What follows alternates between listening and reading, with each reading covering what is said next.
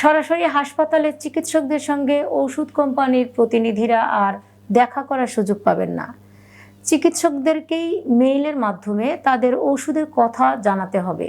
স্বাস্থ্যসেবা নিয়ে গঠিত সংস্কার কমিশনের জমা দেওয়া প্রতিবেদনে এমন প্রস্তাব রাখা হয়েছে। বিস্তারিত থাকছে ডেস্ক রিপোর্টে। সোমবার বেলা 11টায় প্রধান উপদেষ্টার কাছে এ প্রতিবেদন পেশ করেছে স্বাস্থ্য খাত সংস্কার কমিশন। কমিশন তাদের প্রতিবেদনে স্বাধীন ও স্থায়ী বাংলাদেশ স্বাস্থ্য কমিশন গঠন সহ 7টি আইন প্রণয়নের সুপারিশ করেছে। কমিশনের মুখ্য সুপারিশে সংবিধান সংশোধন করে প্রাথমিক স্বাস্থ্য সেবাকে একটি মৌলিক অধিকার হিসেবে অন্তর্ভুক্ত করার কথা বলা হয়েছে। এতে বলা হয়েছে, এই সাংবিধানিক প্রতিশ্রুতি বাস্তবায়নের জন্য একটি পৃথক প্রাথমিক স্বাস্থ্যসেবা আইন প্রণয়ন করতে হবে, যা বিনামূল্যে প্রাথমিক স্বাস্থ্যসেবা প্রাপ্তির ব্যাপারে নাগরিকদের অধিকার ও রাষ্ট্রের কর্তব্য নির্ধারণ করবে। স্বাস্থ্য খাতে দীর্ঘমেয়াদে ন্যায্যতা ও জবাবদিহি নিশ্চিত করবে।